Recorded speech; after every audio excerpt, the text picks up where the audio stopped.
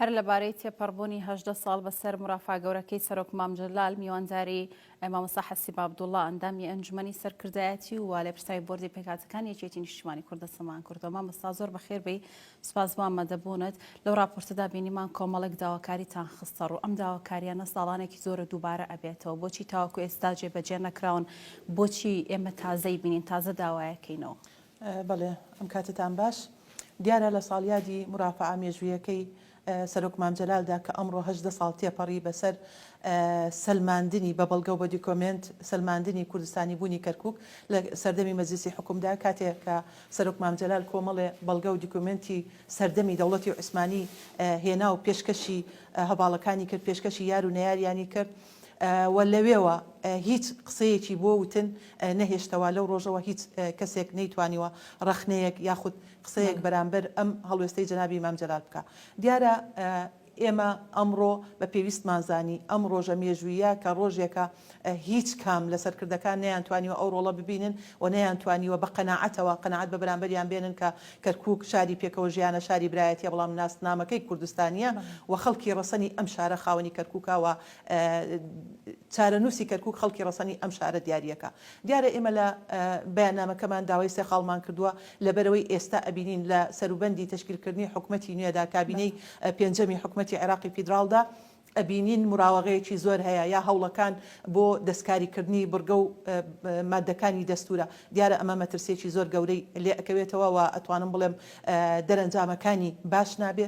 بۆیە ئێمە یەکێک لە خاڵەکانمان ئەوە بوو کە پەلە بکرێت لە تشکیلکردنی حکومەتی عێراقی فیدراڵ و خاڵی دووەممان داوامان کردووە ڕێگان نەدرێت بە هیچ کەسێک، بە هیچ لایەنێک، بە هیچ هێزێکی سیاسی لەژێر هیچ ناو، هیچ بیان و هیچ فشارێک دەستکاری بڕگەکانی دەستور نەکا.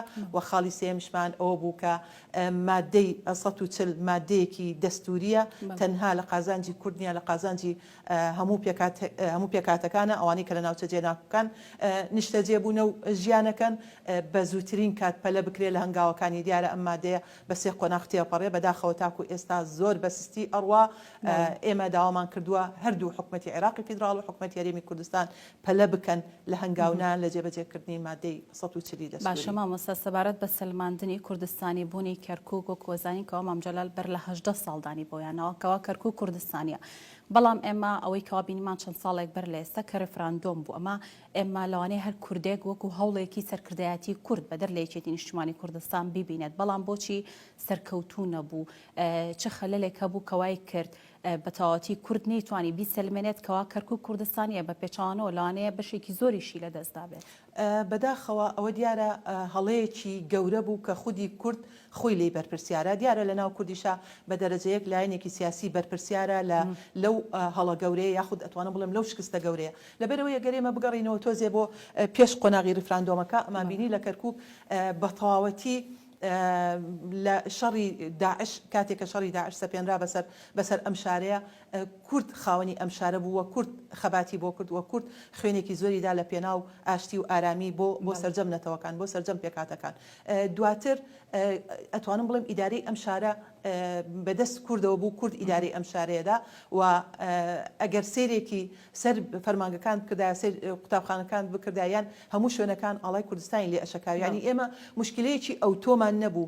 ڕاستە ئەگەر لە هەر تاچێکی کورد بپرسی لە مناڵێکش پرسیار بکەی، یەکێک لە ئاوات و ئومێدەکانی ئەوەیە کە ڕۆژە لە ڕۆژان بێتە خاوەن دەوڵەت. ئێمە یەکێتی نیشتیمانی کوردستان یەکێ لە دروستمە سەرچیەکانی مافیچارەی خۆنووسینە، بەڵام کەی کاتێک کە بوار ڕەخسا بێ، کاتێک کە دەرفەت لەبار بێ، بەڵام تەوقیتێکی زۆر خراپ هەڵبژێردرا، هیچ مقاوماتێکی دەوڵەتمان نەبوو و دەوڵەتە زلهێزەکان ڕازی نەبوون و خودی حکومەتی عێراق ڕازی نەبوو و ئەتوانم بڵێم بە تەواوەتی ژێرخانی ئابووریمان سفر بوو. شەڕی داعش لەلایەکەوە تەنگی پێ هەڵچنی بووین. هەموو ئەمانە ئەم فاکتەرانە وایان کرد کە ئەو پرۆسەیە لەبیرمان نەچێ فشاری دەوڵەتە ئەقلیمیەکان، ئەو پرۆسەیە یاخود لە غەیری مزایدەیەک هیچی تر نەبوو بەداخەوە دەرەنجامەکەشیمان بینی هەر زوو بە زوو دەرەنجامەکەی دەرکەوت لە 150 خاکی کوردستانمان لەدەستدا و زەرمەندی یەکەم خەڵکی کەرکووک و ناوچە جێناکۆکان بوو ئەوە تا بینین تاکو ئەمڕۆکە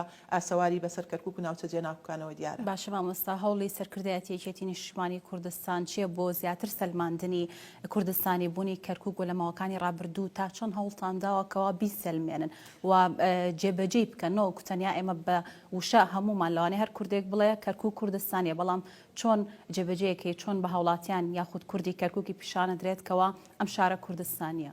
بەڵێ دیارە کەرکووک پرسێکی زۆر گرنگە و مەسلەیەکی نەتەوایەتی زۆر گرنگە دووبارە بە میرات لە باو باپیرانمانەوە بۆمان ماوە ئەوان خەباتیان کردو ئەوان قوربانیان داوە لە پێناو پاراستنی کەرکووک ئێمەش بە هەمان شێوە هەتاکو ئەمڕۆ هێناومانە زۆرترین خوێن بۆ ئەم شارە درابێ بۆ سەقامگیری بۆ ئەمن و ئاسایش کورد داوێتی و لەناو کوردی یەکێتی نیشتیمانی کوردستان بۆیە یەکێتی نیشتیمانی کوردستان لە ئەولویەتی کارەکانی پاراستنی کەرکووک و کەرکووچیەکانە و کەرکووک بەلای یەکێتی نیشتیمانی کوردستانەوە هێڵی سوورە و هیچ کاتێ سازشت لەسەر یەک بست لە خاچی کوردستان ناکەین کە تاک و حەمرین خاچی پیرۆزی کوردستانە و دووبارەیەکەمەوە ئەمە مافێکی ڕەوای نەتەوەکەمانە و بە هەموو توانامانەوە داکۆچی لێ ئەەکەین و کەرکووک ڕاستە کەرکووک شاری پێکەوە ژیانە بەڵام ناسنامەکەی کوردستانیە و ئێستا کە با بڵێن لە دوای ڕوخانی ڕژێمی بەعسەوە و یاخود تشکیلکردنی عێراقی نوێوە کورد ڕۆڵی سەرەکی هەبووە لە دووبارە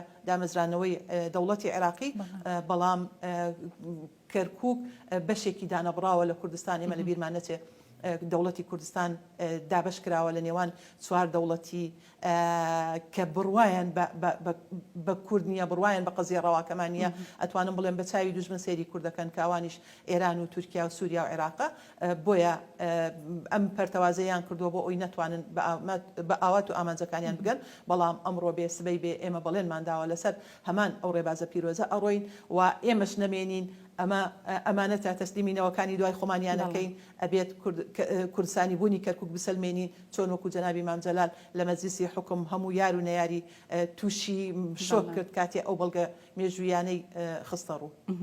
زۆر باشە مامۆستا بەدەر لە سەلماندنی کوردستانی بوونی کەرکووک کە مەخاڵێکی زۆر گرنگی مرافع گەورەکەی سەرۆک مام جەلال لە بەدەرلەوە کۆمەڵێک خاڵی تریشی لە خۆگرت بوو کە ئەتوانین وەکو مافێکی ڕەوای گەلی کورد ناوی بنین. چاودێرانی سیاسی و هەروەها یاساناسان پێیان وایە ئەگەر بێت و کورد بەگشتی لە سای هەڵوێستەکانی سەرۆک مام جەلال بە هەمان ڕێژکە بڕوات ئەگات بە مافەڕاوەکانی خۆی مافەکانی پێشەل ناکرێت. پێ دوایە کەوا کورد و یەکێتی نیشتیمانی کوردستان بە تایبەت ئێستا کەس یەکەمی حیزبەکان بە هەمان ڕێچکەیە بڕۆن ئەگەنەوە بە مافەڕاوەکانی خۆیان تا چەند ئێوە گەشت بینن.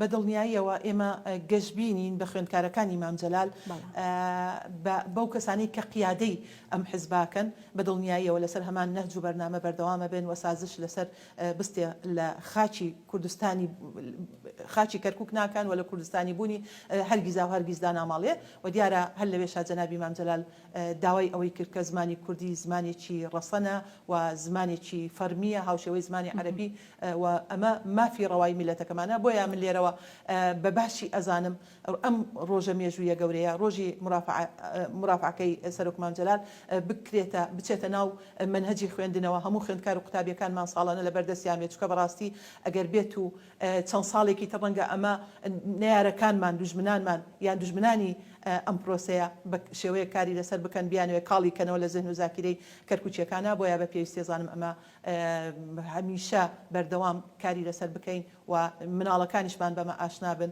چکە ئەمە مێژوویەکی گەورەیە بۆ سەرۆک مام جەلال. مامۆستا حەسیب عەبدوڵڵا زۆر سوپاس کە ئامادە بوویت و لەگەڵم بوویت. سوپاس بۆیە.